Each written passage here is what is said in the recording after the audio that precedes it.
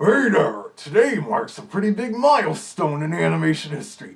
The 30th anniversary of the theatrical release of Who Framed Roger Rabbit. Yesterday was the anniversary of its premiere at Radio City Music Hall, but I'm going by the date of its wide theatrical release, June 22nd, 1988. As you may recall, I, the Big Bad Wolf, have a small part in the movie, amongst all the residents of Toontown.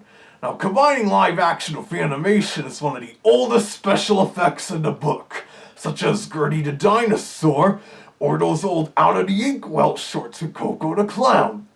But then Warner Brothers Animation perfected that technique with their short film, You Ought to Be in Pictures, in 1940.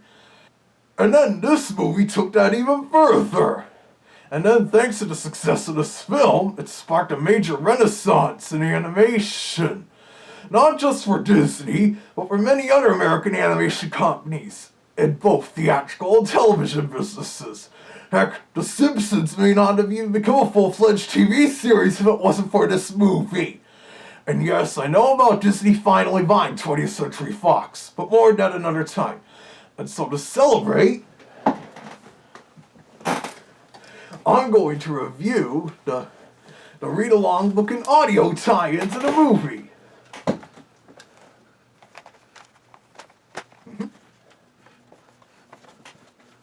There.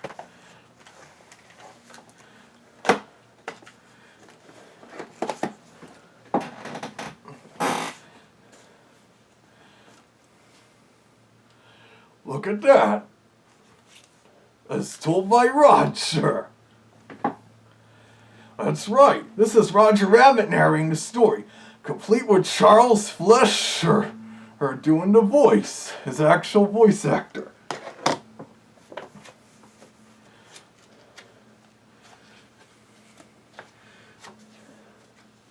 See? Starring Charles Fleischer as Roger. This movie had a great cast, with both live actors, including the late Bob Hoskins, the great Christopher Lloyd, and Joanna Cassidy, and the voiceovers, and even going as far as to include Mel Blanc voicing the male Looney Tunes, Mae Questel's Betty Boop, and even Frank Sinatra as the singing sword that Eddie Valiant attempted to fight with. Though they did credit Frankie with the role, they actually just played a record of him singing his song, Witchcraft.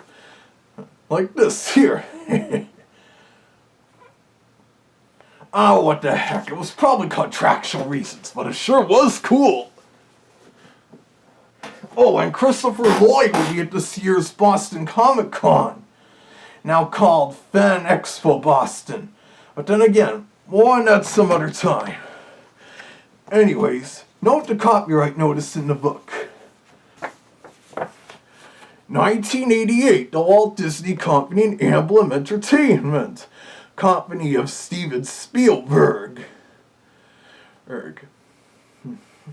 Of course, the movie was released under the Touchstone banner, which Disney created in the 80s for more mature films, as there are a few mature themes in the actual movie, which just read-along dummies out. Also, it says the term Acme is a trademark of Warner Brothers, used in the designation Marvin Acme under license. Now, that's a true point as well. The Disney cartoons usually use their own counterpart of the Acme Corporation, branded as Ajax. They even went as far as to give Ajax the Warner Brothers Acme treatment in Mickey Mouse Works in the House of Mouse.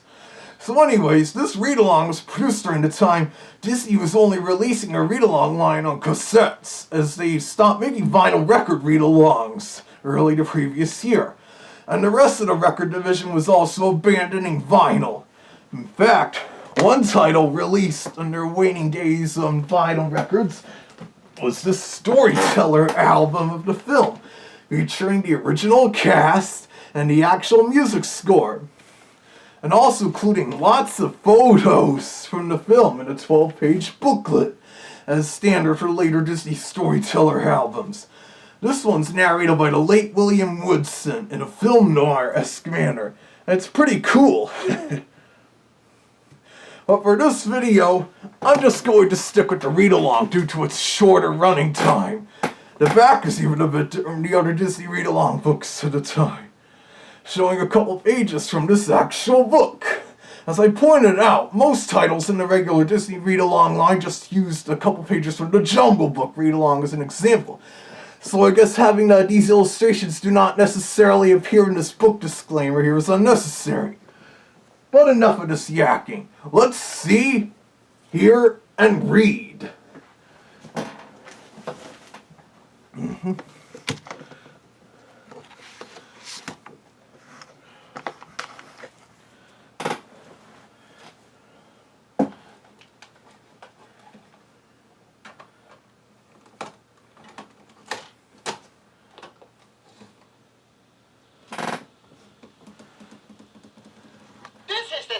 The yarn, the tale of Who Framed That's Roger him. Rabbit. Please read along with me in your book. You'll know it's time to turn a page when you hear the chimes ring like this. Yep, that's still the same. Let's begin now. Most people think it's simple being a cartoon character. They say it's a breeze, a snap, a piece of cake. That's a laugh. And I should know I'm Roger Rabbit. Right. King of the comics, guru of grins, sultan of smiles. You see, cartoon characters, toons they call it, Yep. are really just actors. We live in a place called Toontown, and we gotta work like anybody else. Yep. Take me, for instance. I spend most of my time on movie sets at the Maroon Cartoon Studios. My boss is R.K. Maroon. While I was on the set one day, he was upstairs talking to a detective, a gumshoe, a private eye. Rule named 3. Eddie Valiant. Okay, Valiant, here's the deal. Roger Rabbit's wife, Jessica, I still miss Bob Hoskins. I want you to look into it. Get some pictures. The actual music from the film, too. Forget it, Maroon. I don't work in Toontown. But it's obviously not Bob Hoskins on this read-along, though. 2 review, strictly humans only. Eddie looked into it all right. He went to the club that night and caught Jessica back.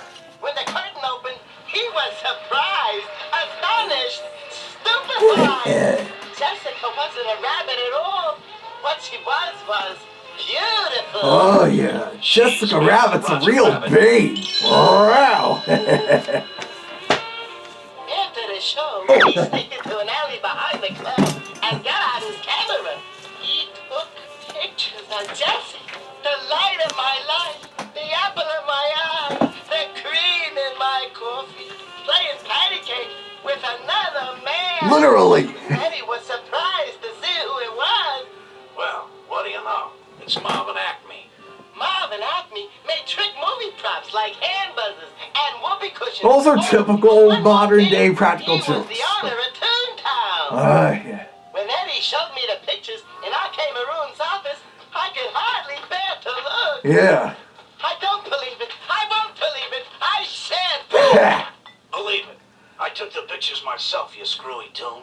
Here, have a soda and calm down. Oh, come on. In the actual movie, it was a scotch. But you can't have kids read about alcohol. Before I knew it, my head had turned into a giant steam whistle.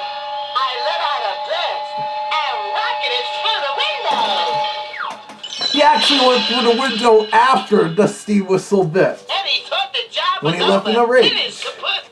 But the next morning, the police showed up and took him to see Judge Dooley. Ah. What the judge told him was absolutely astounding. Last night, someone dropped a safe. That doesn't sound very much like Christopher Lloyd. When I catch him, here's what I'll do. His weasel helpers backed up a truck Ah, with a bag of weasels. turpentine. Actually, there was also acetone and Flamesley in it. And dipped it in. The shoe melted into a puddle of paint. Oh, yeah. That execution still grosses me out. Ugh. Eddie got a tip that Acme's will was missing. Yeah, he got from Baby Ermin, who was pretty much deleted from this read-along for some reason. If he could find Acme's will, Maybe it was because of how he his kept mouth smoking would be cigars or open something. And get yours truly off the hook. Smart guy, that Eddie. Yeah. When he got back to his office, he took a look, a glimpse, a gander at the patty cake picture. And something. Hey, there's the will. It's right in Acme's back pocket. That's when I popped up. You've got to help me, Eddie. What are you doing here? The police are looking for you. I didn't do it, I swear. Last night I went to see Jessie in the dressing room, but she was gone. I even found some blank paper and wrote her a love letter. I'm innocent, Eddie. Albert Silverstreet was a real musical genius here. Yeah. I'll see what I can do. I gave him a big smack on the lips. How can I repay you? For starters, don't ever kiss me again. That night, Eddie sneaked into Jessica's Oh, here's a dressing room scene from the to movie look that at got the cut will. before its theatrical release. The infamous pighead scene. I guess the read-along was prepared while the actual film was still in post-production. Jessica and the Weasel. Searching for something, Mr. Valiant? Yeah, Acme's will. Seen it? He had no will. Take him downtown, boys. Downtown, Toontown. Eddie's face went pale. Oh no, not Toontown. Oh yes, Toontown. The Weasels got some paint cans and brushes and took Eddie into the Toontown tunnel. You know, Valiant, in Toontown, we got that way of handling people. That's the Weasel, that Charles Fleischer voice 2 minutes too. later, Eddie came shooting out of the tunnel. His head was painted in the shape of a toon pig. Yeah, just like Then he this. scrubbed off the toon head. Don't worry, it's not a real head. It's a rubber mask, kind of like what Eddie had on there. Hey, you know how much of a master of disguise I can be. Even if it means disguising as my prey. If you don't have a sense of humor, you're better off dead. Just then, we heard a commotion out front. It was Judge Doom. Woohoo. I know the rabbit's here. This should bring him out. No tune can resist it. He knocked on the wall. Shave and a haircut. Finally, I couldn't stand it anymore. Okay. Too bad. Oh, that's so true. No tune can resist a shave and haircut fit, like me, for example. My trials right there. And you remember that gag was referenced in the Scooby-Doo YouTube poop early this I year. sentence you to the dip. Oh no, the dip. My goose is cooked. Ooh. My ash is slung. My fate is He loves to do things in rules of three. That's when Eddie spoke up. Doesn't the prisoner get a last request? I think he wants a soda. I do? Yes, you do. He handed me the soda, and I took it. You mean the Just Scotch? like before, my head turned into a giant whistle and let out a flare. While everybody held their ears, Eddie and I ran outside. I spotted a pal of mine, Eddie the cab. We hopped in, but Eddie couldn't figure out the controls. What do I do? Then he raced his engine. Nothing. Except hang on to your hat. And Charles Fleischer voiced Benny as well, including in this Out of the read-along. woods, in like Flynn. Then he dropped us off in front of a movie theater. If you ever need a lift, just stick out your thumb. Benny's pretty cool. We hid in the theater where a cartoon was playing. The crowd was cracking Yeah, up. goofy gymnastics. Rolling in the aisles. Everybody but Eddie.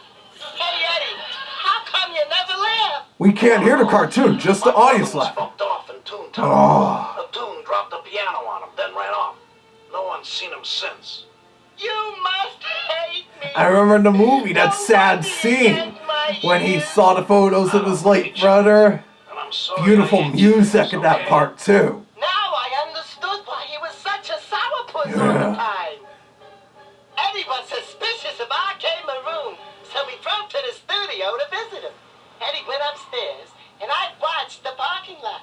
I was supposed to honk the horn if I saw anything fishy, cockeyed, out of line. A minute later, I heard a noise, but before I could do anything, somebody clobbered me over the head with a frying pan. Then dumped me into the trunk of a car. A frying pan. A good improvisational cartoon Upstairs, weapon. Eddie had convinced our Cameroon to talk. It's not what you think, Valiant. A company called Cloverleaf Oil wanted to buy my land. Oil? Cloverleaf was a transit company. They wanted to replace Toontown with a freeway. More on that later. But I didn't drop a safe on his head. What's Cloverleaf gonna do with Toontown? Drill for oil? Worse than that. The planet's Ooh. There was a shot, and Maroon fell to the With floor. a Colt 45 blunt He line. looked out the window and saw Jessica hot-footing it to her car. He followed her to Toontown, where he found the car parked next to Acme's gag factory. The trunk popped open, and yours truly peeked out. What happened, Eddie? 1 minute, I'm about to whistle. The next thing I know, it's goodnight, nurse. That was no nurse. It was your wife. Well, this part wasn't really in the The film. steering wheel. I'm going after her. You're staying right here. When he left, I started the car. Maybe I'll go for a spin. Yeah, Roger did that in the film, though. Ooh, great alley shot here. Into an alley With and that saw a sexy dog Jessica. Suddenly, Jessica's voice rang out. Look out, Eddie. She just He said looked valiant. down, and a bullet whizzed past his head. The dog figure ran off, holding a gun. The Colt 45 blunt line. Doom. Jessica came up beside Eddie. I've been following him all night. He's the one who got Arcane Maroon. That doesn't sound much like Jessica. Big wrong. She told Eddie the whole story. You see, Valiant, Judge Doom was behind it all. He wanted Toontown. He wanted the will, too, but Acme left that with me. Funny thing about that will, it turned out to be just a blank piece of paper. Good old Marvin. A joker to the end. But the joke was on them. A gang of weasels blocked the alleyway. Then hauled them off to Acme's gag factory. What they didn't know was that I was right behind them. Yeah. I managed to slip out of the cuffs and sneak inside where Doom was giving Valiant the scoop, the poop, the lowdown. If the will doesn't turn up in 15 minutes, Toontown is legally mine. You see, I am Cloverleaf Oil. He brought out a huge... Not oil. Once I own Toontown, I'm using this to dip it off the face of the earth. Dip Toontown. Yeah, Judge Doom was to dip Toontown to replace it with that Lane Bane freeway. Not drill for oil. Okay, the corral. I dove into the plumbing and shut out of the Yeah, he drain. flushed himself down the And toilet. wheels flying. I turned to Judge Doom. You think you can get away with this? We Toons may be idiotic, but we're not stupid. Right. While I was yapping away, one of Doom's buddies pushed a stack of bricks off the rafters right above me. Hit him like a ton of He bricks. hurried over. Roger, say something. Look at the pretty stars. He gets it right after messing it up with tweeting birds.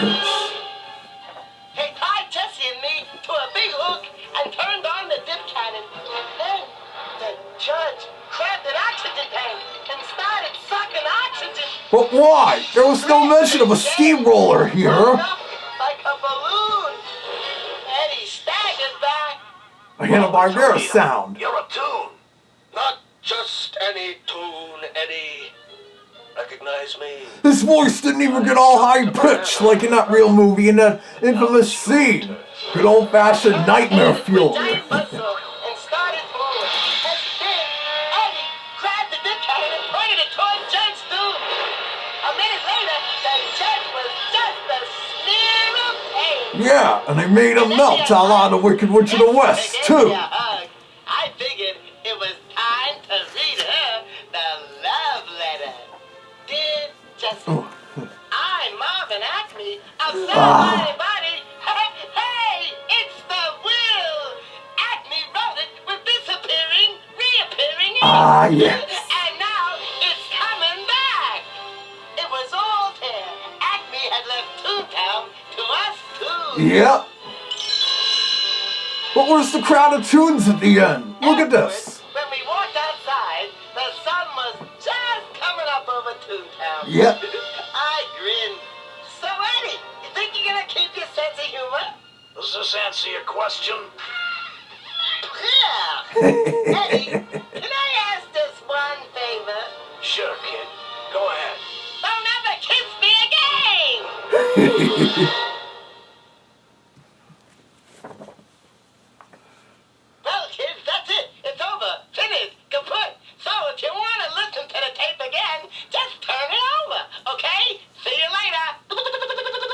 I love it when Roger does that little thing.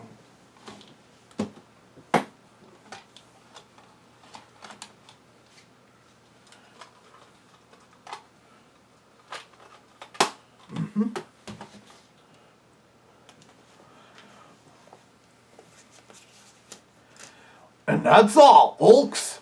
Jeez, did I just quote a famous cartoon pig? Oh, what the heck. This is still a pretty interesting adaptation of this famous animated movie. Great animation, special effects.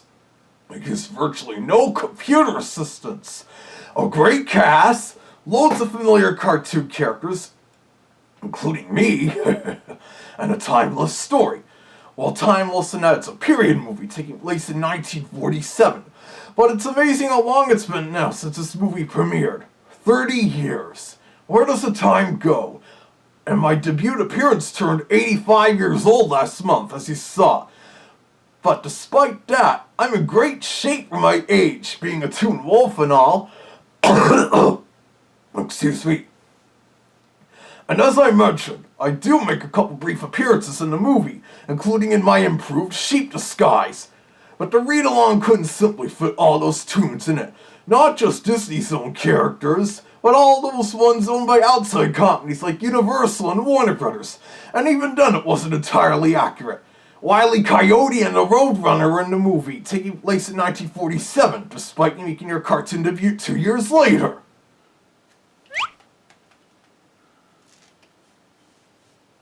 Hey, me too, Wile E. But let's not discuss nitpicks right now. Just keep watching this YouTube channel. I've got a couple other read-along reviews planned for later in the year too. Oh, and I hope you enjoyed this Tilt Longtail, my furry friend of mine. I know how much this movie means to you. It means the same to this channel's owner as well. Happy 30th anniversary, Roger Rabbit.